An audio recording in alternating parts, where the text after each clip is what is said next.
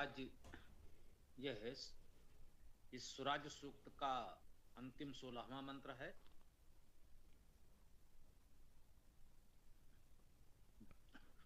ओम यामथर्वा मनुः पिता दध्यं धियं नत तस्मिन् ब्रह्माणि पूर्वथा इंद्रे उक्था समग्मत अरेचन अनुस्वराज्यम्। ओम जी से अथर्वा अभिचल ने जो सदा अहिंसक मननशील वह पालक रक्षक प्रगतिशील धारणा बुद्धि धारण विस्तृत वह इंद्र परम ऐश्वर्यवान सब वृद्धिशील जनवाणी से उसको कर लेते प्राप्त सदा हम करें अर्चन अनुकूल स्वराज्य का।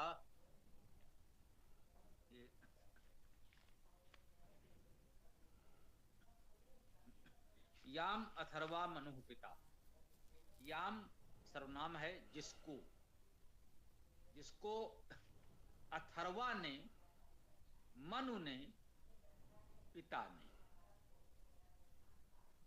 कहा है। जिसको अथर्वा मनु पिता दध्यं धियम अतनत। जिसको अथर्वा ने, मनु ने, पिता ने। अथर्वा अर्थात अविचलित। आ उपसर्ग है नकारात्मक अर्थ में नहीं। थर्व अस्थिर होना, हिंसा करना। तो अस्थिर होना, विचलित होना। अथर्वा का अर्थ हो गया अविचलित, स्थिर।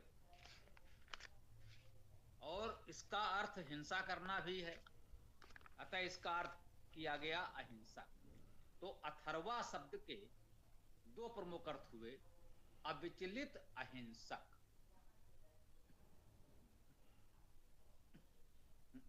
इस एक शब्द में दोनों ही अर्थ हैं।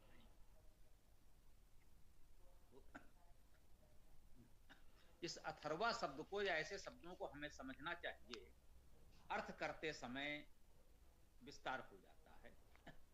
अविचल और अहिंसक। अहिंसक है वो अविचलित रहेगा। जो हिंसक हैं वे शीघ्र विचलित हो जाते हैं, तनावग्रस्त हो जाते हैं, क्रोधित हो जाते हैं। अहिंसक अपेक्षाकृत अविचलित रहता है। हमने कहा अपेक्षाकृत।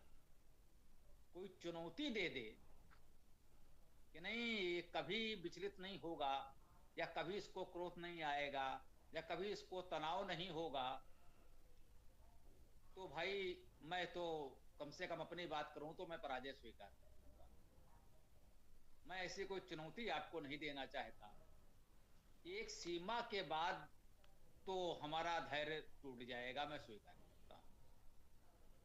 परंतु सामान्यता अहिंसक स्वभाव के लोग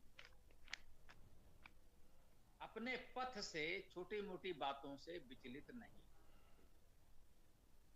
कुछ दुख संकट बाधाएं विरोध होते हैं, ये तो स्वाभाविक है। ऐसा तो हो ही नहीं सकता कि हम कहें भाई हम तो बहुत अच्छा कार्य कर रहे हैं तो सभी लोग हमारा समर्थन करेंगे, कोई विरोध नहीं करेगा और हम बिल्कुल सामान्य रूप से कार्य करते रहेंगे। ये संभव नहीं। विरोधी शक्तियां तो अपना कार्य करेंगी।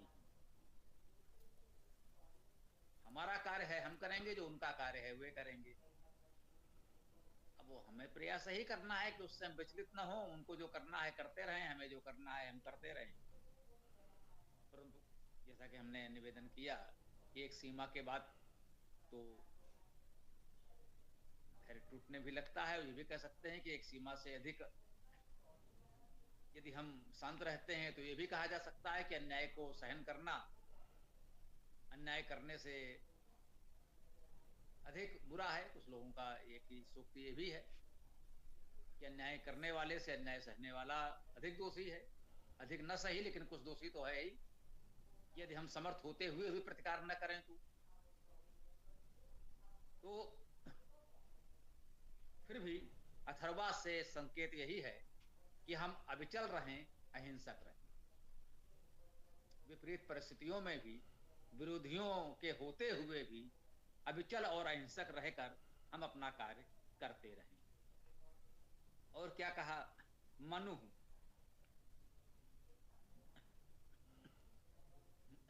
मनु अर्थात मननशील, जिसमें मन है, मननशीलता है, विचारशीलता है, वो मन। तो जो अविचल है, अहिंसक है, मननशील है, वही तो पिता। पिता का क्या अर्थ हुआ? पालक रक्षक। पिता हम किसको कहते हैं? जो हमारा पालन रक्षण करे। अब सामान्यतः पा धातु से ही पिता शब्द की निष्पत्ति मानी जाती है। पा धातु का अर्थ पालन करना, रक्षा करना होता है। इसमें पी धातु भी लिखी गई। सहज भाव से कोई कह सकता है पिता शब्द में पी धातु तो स्पष्ट दिख रही है, तो हम पा धातु से पिता क्यों बनाएं? यदि इतने विद्वानों ने पा धातु से पिता शब्द को स्वीकार किया है, तो हम ये तो नहीं कहेंगे कि सभी लोग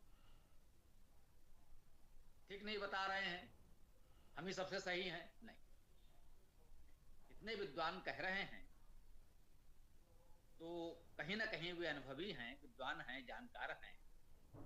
वे कह रहे हैं, किसी आधार पर कह रहे हैं, तो ठीक है। पा धातु से पिता शब्द बन सकता है, तभी वो कह रहे हैं। जब आप गंभीरता से व्याकरण पढ़ेंगे तो देखेंगे कि कैसे कैसे ये संभव हो पाता है। परंतु पी धातु स्पष्ट दिख रही है, तो नकारा तो उसे भी नहीं जा सकता, ये भी एक सत्य है। इसलिए हम लोगों ने दोनों लिख दिया। पी धातु का अर्थ गति करना है, तो जो पिता है, पालक रक्षक है, उसमें गतिशीलता, प्रगतिशीलता तो होगी ही। अगर उसमें प्रगतिशीलता नहीं होगी, गतिशीलता नहीं होगी, उसमें जड़ता होगी, तो पालन रक्षण करेगा कैसे? तो पिता में ये गुण तो समाहित है। जो पालन रक्षण करने वाला है, पा धातु से पिता शब्द के निष्पत्ति मानी जाए, या पी धातु को हम स्वीकार कर लें जो स्पष्ट दिख रहा है, तो हम उसमें प्रगतिशीलता का गुण भी स्वीकार कर लें। इसमें क्या हानि है? उत्तम, स्वीकार कर लेना चाहिए, दोनों ही स्वीकार कर लीजिए। तो जो पिता है उसमें ये सभी गुण होने चाहिए, पालन रक्षण का गुण और प्रगतिशीलता का गुण होना चाहिए। कह रहे हैं यम अर्थात जिसको अथर्वा ने, मनु ने, पिता ने दध्यंग,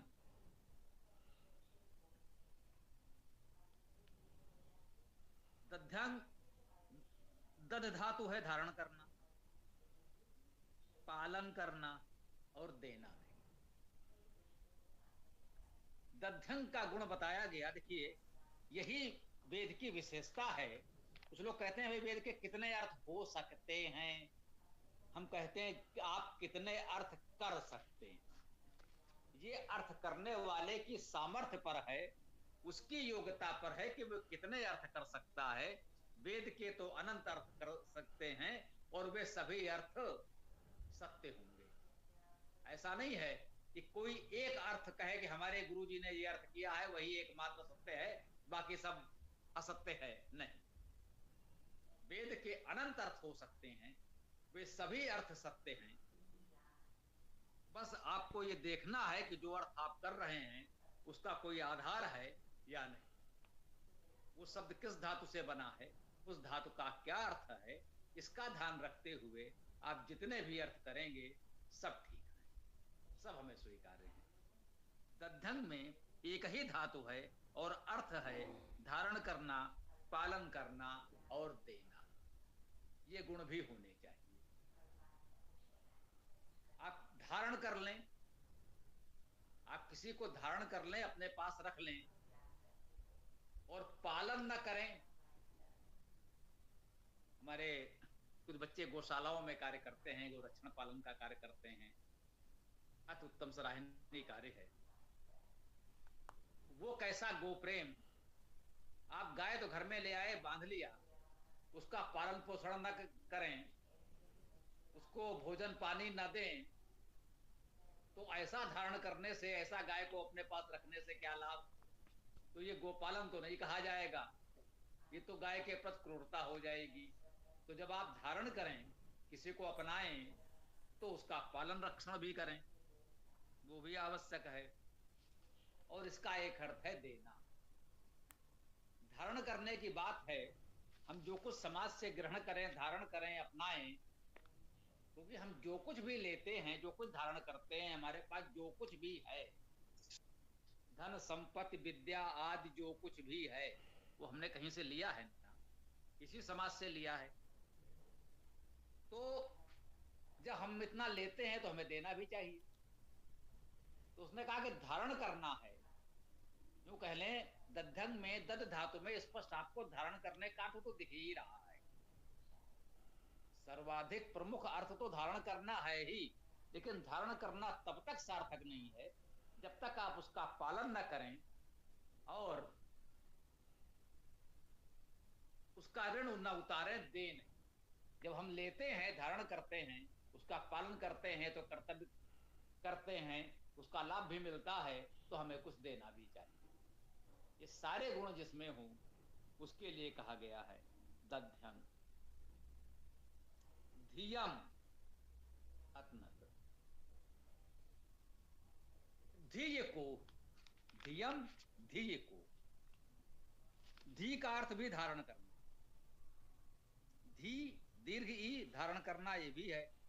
धी लघु ई है, इसका भी अर्थ धारण करना, युक्त होना। धारण करना युक्त होना एक ही बात है, उसका अर्थ है जो कुछ हमारे पास है, सामान्यतः जो हम लोग कहते हैं भाई हमारे पास है, तो वही धारण करना, उससे युक्त होना है। जो हमारे पास है, हम उससे युक्त हैं, उसको धारण कर रहे हैं। तो धियम का मुख्य अर्थ तो यही हुआ। सामान्यतः धियम का बुद्ध के रूप में प्रयोग होता है। धियम शब्द का अर्थ बुद्धि बहुधा किया जाता है, अनेक मंत्रों में किया जाता है, लगभग सभी विद्वान कर रहे हैं। तो वही मैं कहता हूं कि जब सभी विद्वान कर रहे हैं तो हम ही क्यों कहें कि नहीं नहीं सबसे बड़े विद्वान हम हैं, हम जो कर रहे हैं वो ठीक है, आप ठीक नहीं कर रहे हो। नहीं भाई, जो भी बड़े बड़े विद्वान करते आए हैं, हम सबको नमन करते हैं। उन्होंने जो किया है कुछ सोच समझ कर किया होगा। सबने ये माना है कि धातु अर्थ होना चाहिए। जो कुछ किया है उन्होंने कुछ तो सोच विचार कर किया होगा। हो सकता है अभी हम प्रारंभिक विद्यार्थी हैं, उस गंभीरता को उतना न समझ सकें, तो सहज भाव से मान लें कि चलिए आगे जब गंभीर अध्ययन करेंगे तो समझेंगे ऐसा इन्होंने क्यों और कैसे किया। उसे भी एक पक्ष मान लें। जो स्पष्ट धातु अर्थ है वो तो है ही, वह अर्थ भी हो सकता है, जैसा कि हमने कहा कि वैदिक शब्द मंत्र अनेकार्थी हैं। तो यहां जो धारण करने की बात है उसका अर्थ बुद्ध किया गया है। हम इस बुद्ध में ही तो सारे विचार विद्या को धारण करते हैं। तो विचारशीलता, विद्या, जानकारी, अनुभव, सब कुछ धारण जिसमें किया जाए उसे बुद्धि कहा जाता है।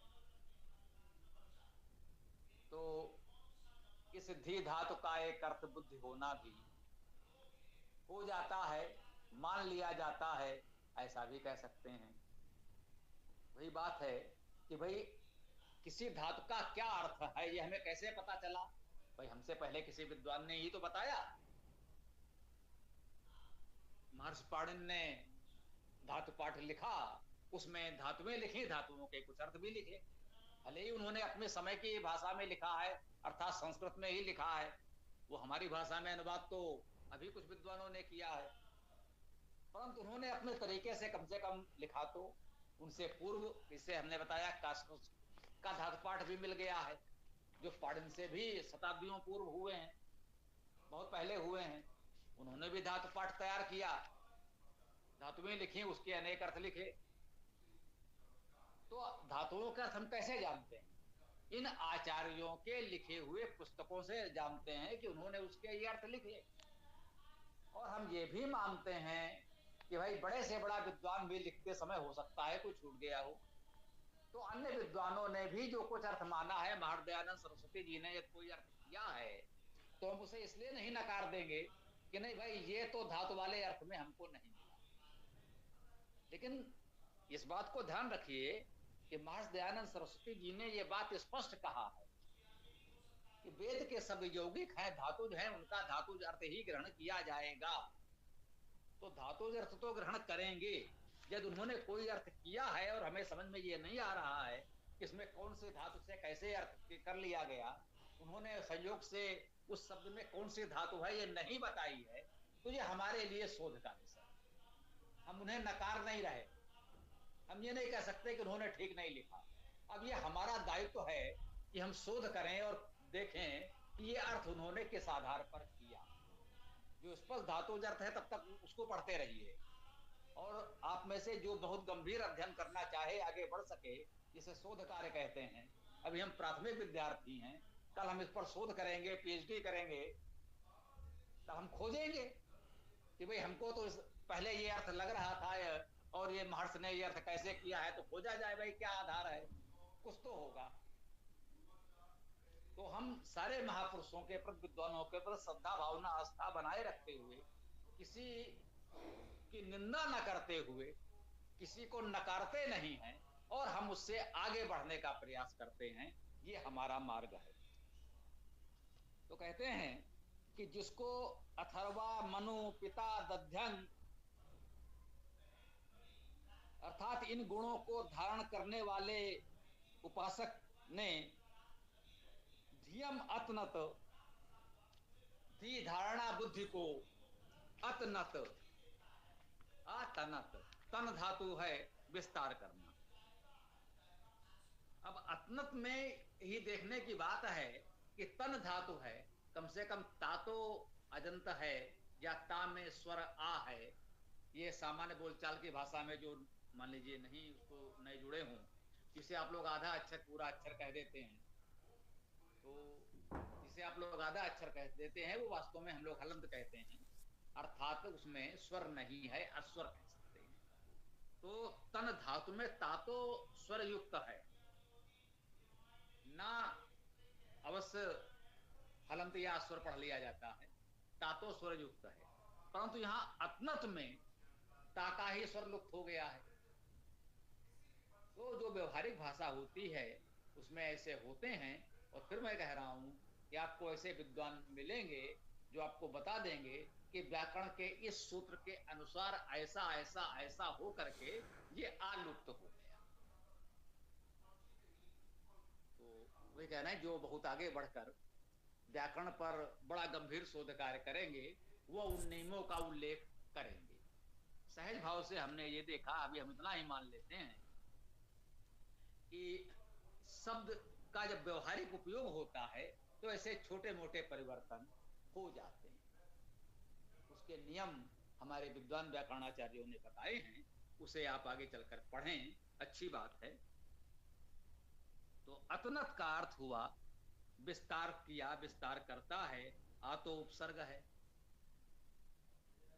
क्रिया उपसर्ग है, तो ये विस्तार करने का अर्थ है विस्तार किया। यद्यपि इसमें लिखा है अत धातु सतत गति करना, तो आप चाहें तो वो अर्थ भी ग्रहण करें। अतनत का अर्थ है सतत गति करता रहा, बुद्धिमत्ता पूर्वक धियम, बुद्धि की ओर, धारणा की ओर सतत चलता रहा, या उसका विस्तार करता रहा। विस्तार किसका किया है? ध्यान दें, सबसे पहला शब्द आया है याम जिसको। ये याम जिसको किसके लिए आया? ये उसके लिए आया है जो इस मंत्र का देवता है। ये जो मंत्रों में देवता आदि लिखे जाते हैं उसका अर्थ करते समय ये उपयोग होता है। ये जो सर्वनाम आदि आ जाते हैं तो वो किसके लिए आए हैं? वो सामान्यता उस देवता के लिए होते हैं जो उसमें लिखा जाता है। हमने कहा है सामान्यता। अब वो ऐसा नहीं है कि बिल्कुल इसको अकाट नियम बना दिया जाए, सामान्यता। तो याम अर्थात इस मंत्र का देवता इंद्र है, अर्थात इंद्र को, परमेश्वर को।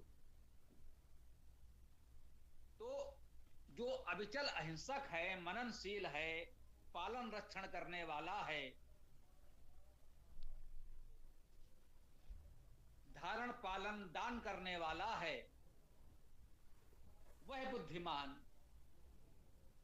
उसकी ओर निरंतर चलता है, उस परमेश्वर की ओर निरंतर चलता है, अतनत अत सतत गमन करना अर्थ से, और विस्तार करता है, तन विस्तार करना अर्थ से, कि वो निश्चित रूप से जैसे वो सर्वव्यापक है, वो अपनी चेतना का बुद्धिपूर्वक विस्तार करता है, यह अर्थ भी उपयुक्त है। ये सभी अर्थ हमें स्वीकार्य हैं। आगे कहते हैं तस्मिन ब्रह्मांड पूर्वक, तस्मिन उसमें, उसमें किसमें? उसी इंद्र परमेश्वर में। ब्रह्मांड ये ब्रह्म का बहुवचन। अब देखिए कहते हैं एको ब्रह्म द्वितीयो नास्ति, ब्रह्म तो एक है, दूसरा तो है नहीं। ये ब्रह्म का बहुवचन कहां से आ गया? क्या ब्रह्म अनेक हो गए? ये प्रश्न गंभीर होगा। अब इसमें स्पष्ट ब्रह्मांड लिखा है, ये ब्रह्म बहुवचन है, ब्रह्म का बहुवचन है, इसका अर्थ हो गया अनेक ब्रह्म। तो क्या एक ब्रह्म होने की बात असत्य है? यह समझना बहुत आवश्यक है। जो वेद से जुड़े नहीं हैं, वेद को पढ़ना समझना नहीं जानते, वो एक शब्द कहीं यहां वहां से सुन करके जो अर्थ करते हैं उसी को अनर्थ कहा जाता है। व्यर्थ तो छोटी बात है, वे अनर्थ करते हैं। इस समस्या का हल कैसे होगा? ब्रह्म तो एक ही है, अर्थात जब हम उस परमेश्वर को ब्रह्म कहते हैं, जैसे यहां पर इंद्र कहा, इंद्र का शाब्दिक अर्थ है परमेश्वर, ब्रह्म का शाब्दिक अर्थ है बड़ा, वृद्धिशील, वृद्धिकर्ता। जब हम उस परमेश्वर के लिए कहते हैं तो वो एक ही है, एक वचन में ही आएगा जब उसके लिए कहा जाएगा। जब बहुवचन में ब्रह्मांड कहा जाएगा तो स्पष्ट है ये उस एक परमेश्वर के लिए नहीं कहा जा रहा, ये किसके लिए कहा जा रहा है? ये हम सब के लिए कहा जा रहा है जो उसके उपासक हैं, जो उस ब्रह्म के उपासक हैं, उन्हें भी तो ब्रह्म होना चाहिए, क्योंकि हम जिसकी उपासना करेंगे उस जैसे हो जाएंगे, उसके गुण कर्म स्वभाव हम ग्रहण करेंगे, अपना लेंगे। ये बिल्कुल स्वाभाविक है। हम जिसके निकट रहेंगे, जिसकी उपासना करेंगे, जिसका चिंतन मनन करेंगे, जिसकी स्तुति करेंगे, उसके गुण कर्म स्वभाव हम में आएंगे। तो जो उपासक हैं वो भी तो ब्रह्मरूप हो जाएंगे। तो जब उपासक ब्रह्म स्वरूप हो जाएगा तो वो बहुवचन में होगा, क्योंकि वो तो अनेक हैं, हम लोग तो करोड़ों अरबों में हैं, तब वो बहुवचन में हो जाएगा। तस्मिन एक वचन में है, क्योंकि वो परमेश्वर इंद्र एक वचन में है, वो एक है। याम भी एक वचन में है, याम जिसको, यह भी एक वचन में है। तस्मिन उसमें, यह भी एक वचन में है। वह परमेश्वर तो एक ही है, वो एक वचन में है। ये ब्रह्मांड जो है, बहुत से ब्रह्म, वो हम आप हैं, उसके उपासक भी ब्रह्म हैं। अर्थात इसका यह अर्थ नहीं है कि हम सब परमेश्वर हो गए, परमात्मा हो गए, यह संभव नहीं है। जो शाब्दिक अर्थ है, ब्रह्म शब्द का अर्थ है बृहत होना, बड़ा होना, वृद्धि करना, अर्थात वृद्धिशील होना, वृद्धिकर्ता होना। जो स्वयं वृद्धिशील है, वृद्धिकर्ता है, सबकी वृद्धि करने वाला है, जो स्वयं बृहत है और सबकी वृद्धि करने वाला है, वो ब्रह्म है।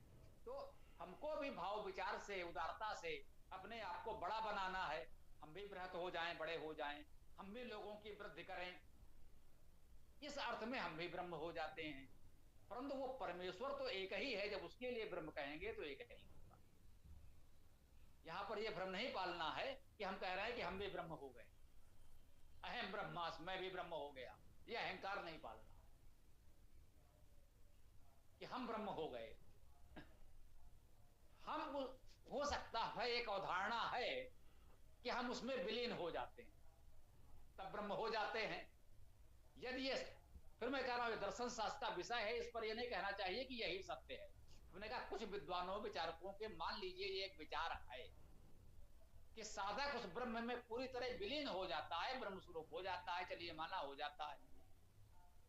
जैसे कहा गया कि बूंद समाने समुद्र में सो कतहेरी जाए, समुद्र से आपने एक बूंद लिया, वो बूंद अलग और समुद्र अलग आपको दिख रहा है, वही बूंद आपने पुनः समुद्र में डाल दी, अब उस बूंद को आप समुद्र में कहां खोजेंगे? नहीं खोज सकते। आप दूसरी करोड़ों बूंदे समुद्र से निकाल सकते हैं, मगर उस एक बूंद को तो पुनः नहीं खोज सकते, वो बूंद समुद्र में विलीन हो गई। तो कुछ विद्वानों का यह मत है कि साधक अपनी साधना से उस ब्रह्म से एकाकार हो जाता है, उसमें विलीन हो जाता है, तब वो ब्रह्म हो जाता है। स्वाभाविक है, हो ही गया फिर तो। लेकिन तब जब वो ब्रह्म हो गया तो उसका अस्तित्व समाप्त हो गया। बूंद समाने समुद्र में सोकत है, जब वो बूंद समुद्र में समा गई वो भी समुद्र हो गई, समुद्र का अंश है, हो गई, अब वो समुद्र ही कहे जाएगी, अब उसे बूंद नहीं कहेंगे, अब तो समुद्र ही कहेंगे। उस बूंद का स्वतंत्र अस्तित्व समाप्त हो गया, तब वो समुद्र रूप हो गई, या कहें तब वो ब्रह्म रूप हो गया, तो उसका अस्तित्व ही समाप्त हो गया। ऐसा कुछ लोगों का मत है, सभी इससे सहमत नहीं है, आर्य समाज इससे सहमत नहीं है। मैं स्पष्ट कर दूं, कोई भ्रम ना पाले, आर्य समाज इस बात को नहीं मानता। लेकिन शब्दों का अर्थ समझाने की दृष्टि से उदाहरण के रूप में हमने बताया कि ऐसा लोग मानते हैं क्योंकि ब्रह्म एक है और यहां ब्रह्मांड बहुवचन में आया है, तो हमें इस बात को समझना है कि हम शाब्दिक अर्थ में ब्रह्म अर्थात बृहत वृद्धिकर्ता हो सकते हैं, होना भी चाहिए। इसका यह अर्थ नहीं है कि हम परमेश्वर हो जाएंगे। हम यहां पर आपको इतना ही बताना चाहते हैं, पूर्वथा अर्थात पूर्व की भांति पहले की तरह सदा से होता आया है और सदा होता रहेगा। पूर्व का अर्थ सामान्यता तो सर्वनाम में आप जानते हैं, पूर्व अर्थात पहले, बिल्कुल स्पष्ट है। इसको अब था लगा पूर्व में, तो पूर्व था अव्यय हो गया, अब अव्यय हो गया तो फिर क्या कहना, फिर तो पूर्वता माने पूर्व की तरह, पूर्व के समान, पूर्व जैसा, वो तो अर्थ फिर इसका हो ही गया है ना। तो उसमें पहले की भांति ब्रह्मांड, ब्रह्मलोक अर्थात वो उपासक जो स्वयं बड़े बृहत हैं और वृद्धिकर्ता हैं, इंद्र, इंद्र में, ये देखिए ये एक वचन में है। इंद्र का अर्थ हमने कहा परमेश्वरीमान, परमेश्वर वो एक ही है। जहां कहा इंद्र, इंद्र में, वह एक ही है, ये बहुवचन में। इंद्र परमेश्वर के लिए इसमें जो भी शब्द आए, इसके पहले सर्वनाम आए, याम अर्थात जिसको, ये एक वचन में, तस्मिन अर्थात उसमें, ये एक वचन में, यहां स्पष्ट कह दिया इंद्र अर्थात इंद्र में, ये भी एक वचन।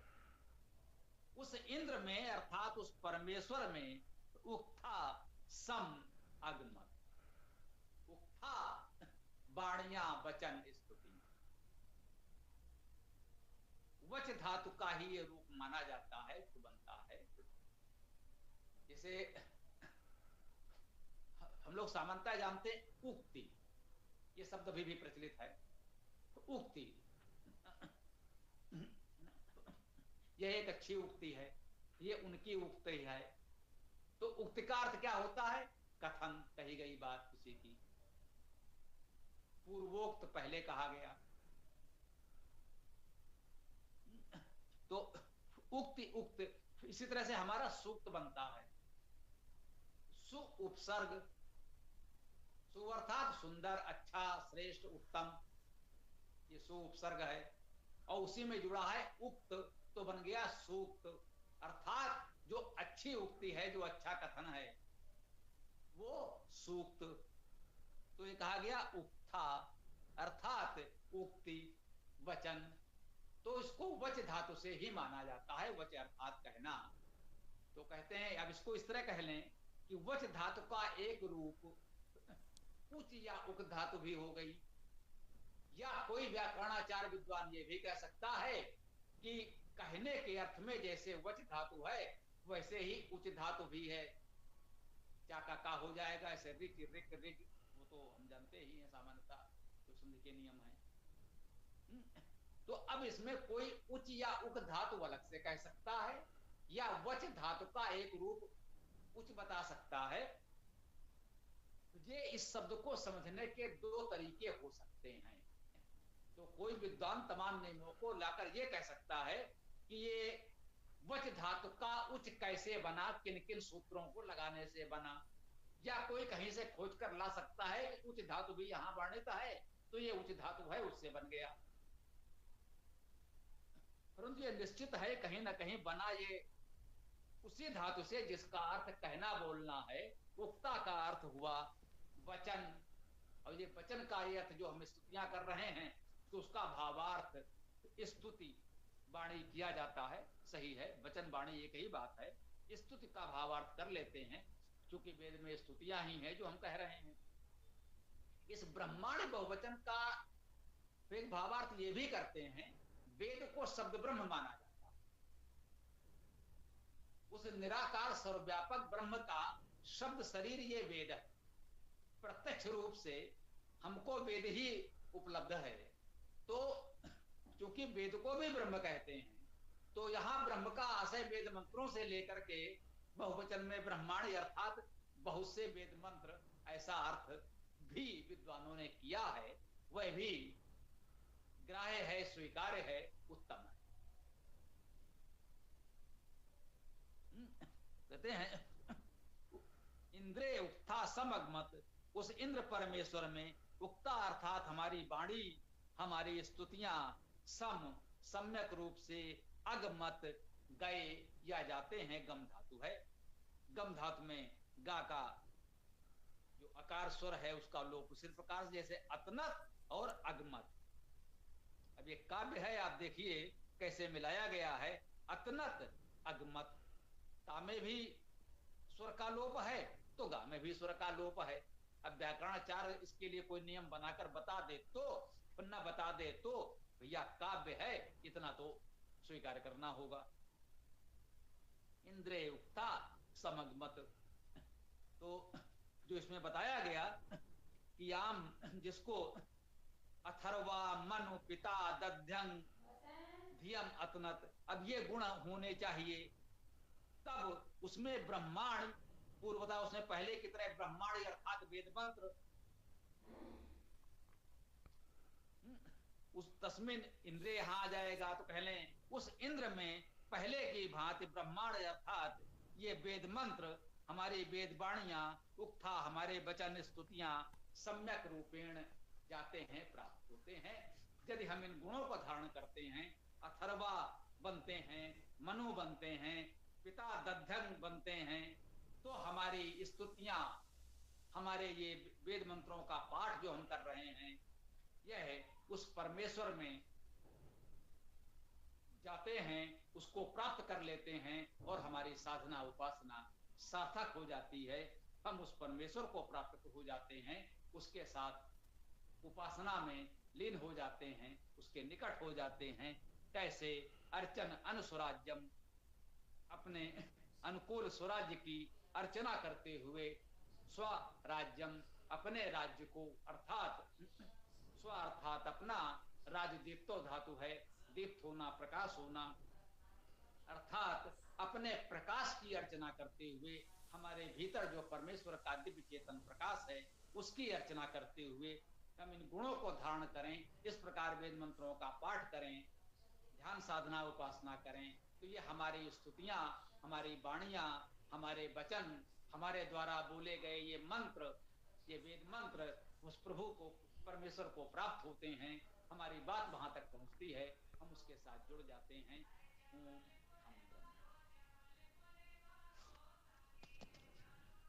हाँ बोलिए।